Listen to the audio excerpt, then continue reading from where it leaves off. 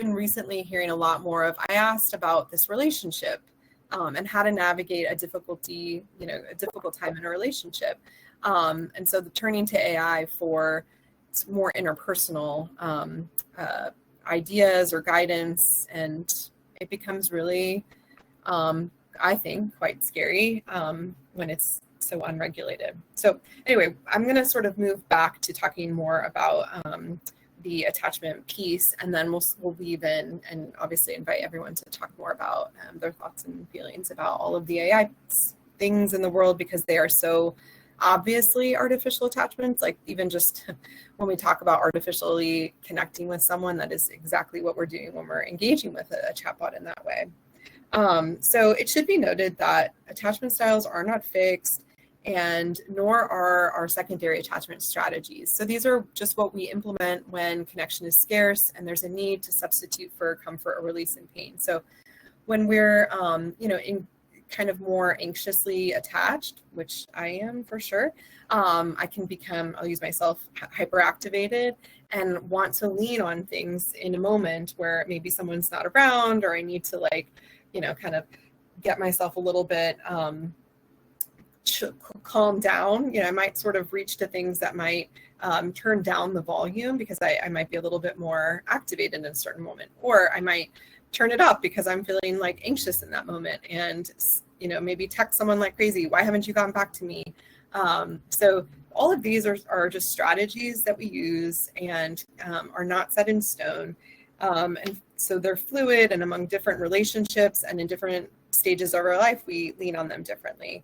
And there's always the possibility that an insecure attachment can be repaired with the introduction and access to trustworthy, reliable, and responsive connections. And as in the case to attachment styles in our family, when we feel insecure and threatened, we seek out these methods of finding safety. So authentic attachments, though, that really soothe and keep us safe from the dangers around us in the world, they also help us combat feelings of alienation and loneliness. And so we really think that in therapy, we sort of use that experience with our clients to help them see the difference and really seek connection in a different way. I know that personally, I will talk to my clients about contacting me in between sessions and really starting to understand what it might feel like to have that actual authentic connection. And group therapy is obviously another place that I find that piece really useful. Okay, so this is just a way of spelling it out much more clearly. When we have a threat to safety, an insecure attachment response might be anxious, avoidant, or fearful avoidant. And in the hyperactivating response, we're seeking some kind of soothing. And if someone's more avoidant and they're finding themselves needing to be deactivated, they might seek out something that's more numbing. And fearful avoidant kind of can fluctuate between both the hyperactivating and deactivating, numbing, and soothing cycle.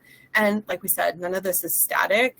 You might hear from clients, they might find themselves engaging in doom scrolling in a morning when they've had a really difficult interaction with someone. And then that might be more of a hyperactivating kind of soothing experience. Or maybe in the afternoon or evening, they're running for 10 miles just to numb out from something really difficult. So again, nothing is static, and they're all strategies. And we really practice a lot of harm reduction with clients and talk about how can we try to do something that's the next best thing. If this is your toolkit, how can we sort of pull from different tools within that kit at different times?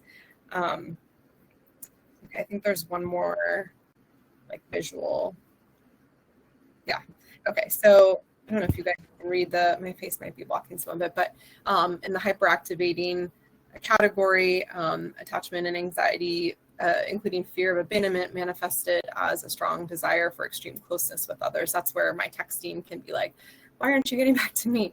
And it's, super activated kind of moment. Whereas deactivating is denying that there is a need. So avoiding entirely, becoming uber self-reliant. Culturally, we might be seeing this in a broad way of really moving away from needs. I think on the Therapy Wisdom site, there's a blog post that I wrote about being these like biohacker types. I think when I wrote that and started seeing all the need to like cold plunge, supplement, all these things that are happening where like people are pursuing longevity, which are all great things, but wondering if culturally, if there's maybe a desire to move away from how scary things can be in the world, and sort of leaning on this like overly self-reliant approach to, longevity, because, systems aren't necessarily coming in and helping us in this moment. So that's just kind of a visual for those hyperactivating and deactivating approaches. So the idea is that we wanted to invite folks to talk a little bit more about whether these strategies are adaptive or avoidant. And I wanted to talk a little bit about community, and it's really cool that have this kind of community on demand situation, because I don't know if anyone's heard the quote that clients can only move as far as we ourselves have gone. So I like to think of this quote when I know I'm struggling with something and really trying to understand, why am I doing something, or what am I sort of moving away from or moving towards, and really understanding, like, the more I understand that, the further I can help my clients understand what's happening for them. And Kate and I really are big believers in building authentic attachments and community and showing up just authentically and messy. And one thing with artificial attachments is that there's a lot of control in the mix. If we're uber self-reliant, or we're engaging in activities on our phone, or engaging even with a conversation with a chatbot, it's a very controlled space. And the idea with authentic attachments is that they are very messy. And it's very scary to engage with other people in sort of an unfiltered kind of way. I lost all my notes right now. I don't know where I am on my notes, so I'm engaging with all of you in a very authentic and scary way. So, I think the more we can live that way and experiment and play in the mess, the more we can help our clients in understanding when they are being a little bit more avoidant in nature with how they're approaching their coping. So that's one thing that I wanted to throw in. Can I add into that, Vanessa, just in terms of, I think that's right, that adaptive or avoidant is sort of a trick way of presenting that, because of course it's both, right? That they're adaptive to a certain degree, these ways of coping. And then if you stop there, right, if that, whatever, if it's a behavioral addiction or a substance addiction, or what we're talking about in terms of just reaching for things that don't completely satisfy this sense of being a belonging and oneness, that can really limit our ability to grow and understand ourselves in a deeper way. And it does become avoidant, right? So that part of even breaking down this understanding of what we're talking about as attachment, but you could also apply it to sort of the idea of polyvagal theory, our body's reactions in response to threat, is really just a decoding of some of the things that we're leaning on and the way in which we're leaning on them, right? That, like, if you're looking for reassurance, then some part of you is desiring a sense of comfort, right?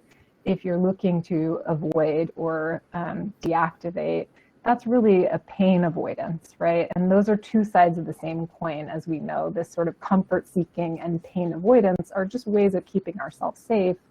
But when we're able to kind of unpack with our clients where the need is stemming from, then we can really do a lot to kind of help them to feel seen, help them to feel like they have some salve, some soothing for that deep sense of belonging. And in this world right now, there's just like such a tremendous lack of that. That I think really what this presentation could have been called is the utility of human therapy, because we are really underscoring how the experience of being human in this moment really requires a deep understanding of what it means, the pain of being human, the difficulty of the messiness, as Vanessa said, of being another person sitting in the room, or even on the computer with another human being. That's just that care and concern that we have for our clients can't be replicated. And what Tressie McMillan Cottom was talking about is essentially, it can pretend and it can give out facts. And as we talk about a lot of the big food industry in our line of work, because part of it has happened in kind of big pharma or big food is, especially in the food industry, attachment is being studied. Our attachment to nostalgic feelings from the past, or how to get us to buy and consume more things. And it's not just with food, it's with everything, right? And that's also being studied in our therapy sessions. If we're, complying with having our therapy sessions recorded, some part of that, maybe this is me with a tinfoil hat sounding, but there is a certain amount of these tools that being taught how to be therapists, and on some level it can be effective, but it cannot mimic our true human nature. And so anyway, maybe I've self-disclosed too much about how I feel about AI therapy, but I think you're even more generous around AI than I am. Yeah, it's terrifying. And I think what's really scary, when Tressie in her comment, what did she say? Like, we haven't evolved to the point of being able to discern, and I was like, oh gosh, is that where we're headed? Is like evolving even further to eventually incorporate more AI in our, is this where the species, anyway, that was my tinfoil hat moment. But yeah, I mean, I think helping our clients and ourselves really stay connected to their humanness in this moment, their humanity is, it can be really overwhelming. And in my group, I've been run the same group for a long time. When someone is talking about feeling really lonely and they start a sentence with, on Instagram, I saw, the other members will kind of chime in and be like, well, maybe this is a moment to take a break from that as a way of connecting with people, or feeling like you're, soothing yourself in some way, so that we sort of hold each other accountable. And these things in our lives like social media and technology aren't necessarily going away, but we have to learn how to notice when we're saturated and ourselves, and help our clients get to that place as well.